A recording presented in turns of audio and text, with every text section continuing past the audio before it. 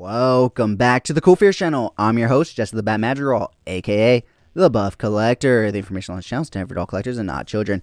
And today we are going to be taking a look at the BeastKingdom DAH-043 Batman, the Dark Knight Returns figure. If you do enjoy this video, please remember to like, share, comment, and subscribe. With that being said, guys, let's go ahead and jump right on into this review. So, man, oh man, do I have a lot to say about this guy.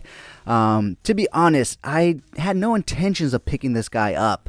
I wasn't too big on the rib suit. However, Amazon had a sale on this guy, and I had to jump on it because, well, I do collect some of the other BeastKingdom Batman figures, and I thought this guy would fit pretty well in my collection. And so for a discounted price, I went ahead and pulled the trigger. So why don't we go ahead and take a look at all the great stuff that he does come with. When I get to the point that I have a lot to talk about, I will definitely bring it up. So he does come with two separate head sculpts. Actually, before I get into that, he does come with a light up feature for his eyes. However, they do not include the 4 small circular batteries that are needed in order to power the light, because it's not a basic, AA, AAA battery. It's those little watch batteries, and you need about 4 of the little ones. And unfortunately, BeastKingdom does not include any of them with this guy. So I will not be able to demonstrate the light up feature because I have yet to go to the store to get any. So yeah, let's go ahead and take a look at the other stuff that he does come with, starting off with the extra head sculpt. I don't really know why we get 2 separate head sculpts. They are exactly the same.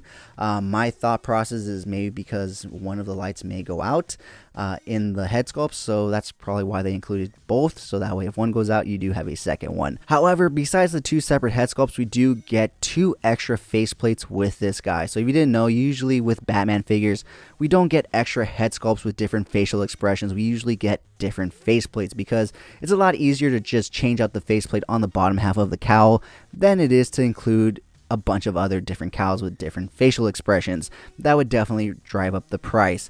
So as you can see, we have a neutral face right there. We do also get a more grimacing face with a little more wrinkling around the mouth right here. It's very similar to the one he has on right now, but he does have some extra wrinkling right there next to the mouth.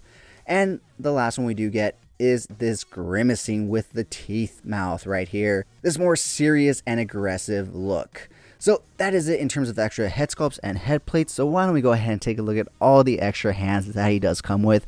And this is what I have a lot to say because, man, oh man, this figure is some work right out of the package. So right out of the package, he does come with those fisted hands, as you can see. However, this guy does come with a lot of great hand options to utilize for him. The only thing is that BeastKingdom does not dribble the hand peg holes as big as they should, essentially. So when you do get this figure, the hand peg holes on the separate accessory hands are vastly smaller than the peg itself. So you will have to spend quite some time with a blow dryer heating each and every single hand up individually in order to fit them on. I really wish I would have kept one at its normal size so I can show you guys. However, I went ahead and already heated them all up so that way they can all fit on his hands.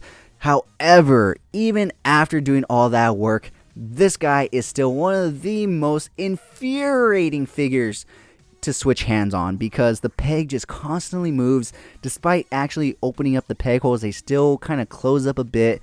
The hand plastic is very hard, rigid, and unforgiving, and so it's very difficult to change the hand options on this guy. I was, however, able to find a pen that was able to fit into the peg holes and stretch it out a bit in order for me to change it, because originally I was only going to take pictures for the review of this guy with essentially just the same hands in hand, because I was not going to waste a bunch of time trying to switch out hands and stuff that weren't going to be fitting.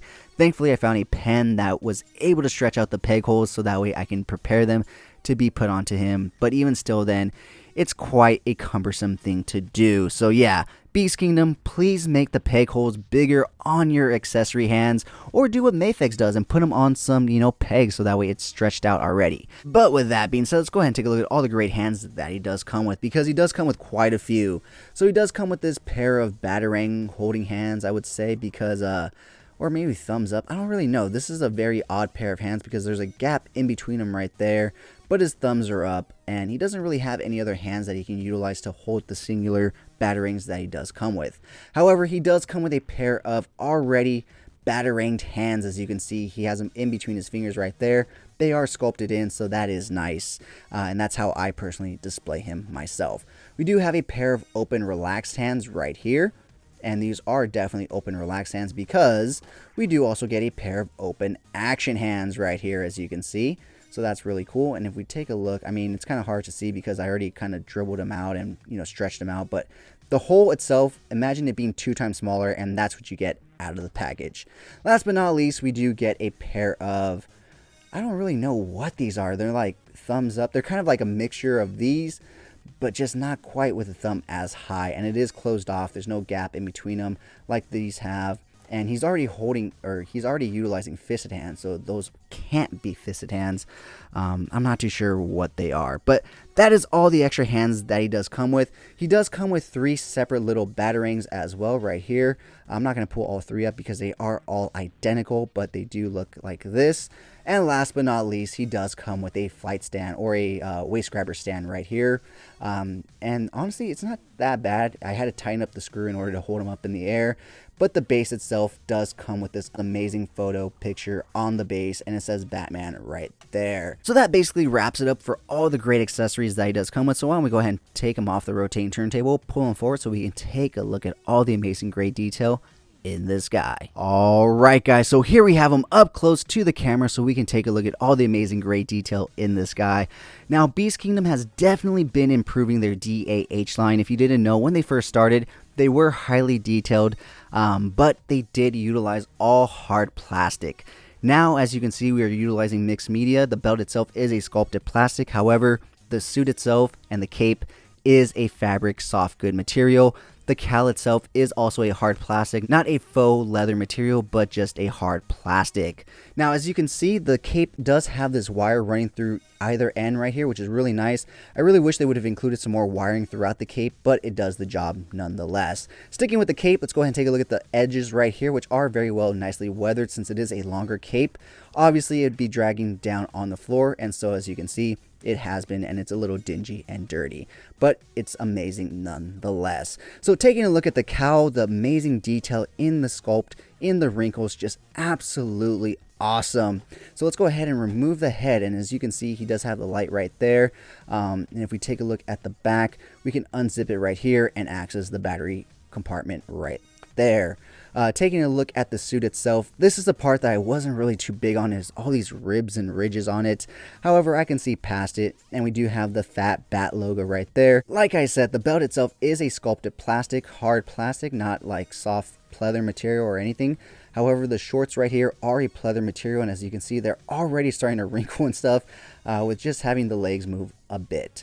The boots themselves are also plastic, so you don't have to worry about them deteriorating, but the rest of the suit is soft goods. So with that being said, oh yeah, the gauntlets also are a separate piece, and they are also plastic as well. So with that being said, guys, let's go ahead and take a look at this guy's articulation. He will look all the way to the right. He will look all the way to the left. He will look down that far. He will look up basically just back at you. His arms will go out to a T pose. They will go forward, let's see, that far, go back that far. Once again, with soft good material, you can do 360. He does have a butterfly joint as well as a bicep swivel right there. Double hinge elbows, which allow him to go that far. Rotation at the wrist, hinging in and out at that wrist, up and down, whichever way that ball peg is facing. Taking a look at his waist articulation, he does have some articulation right there at the waist, as well as some ab crunch down that way, ab crunch back that way. Taking a look at his leg articulation, he will kick out that far. Unfortunately, not enough to join the cheerleading squad, Batman. He will kick forward, let's see, that far. He will kick back that far. Double hinge knees, which allow him to pretty much kick his own ass. And last but not least, taking a look at his ankles, they will barely move anywhere down, up, slight ball rocker, and of course, toe articulation. Very slight toe articulation, but toe articulation nonetheless. So that wraps it up for this guy's articulation. Alright guys, so that has been my review of the BeastKingdom DAH-043 Batman, The Dark Knight Returns.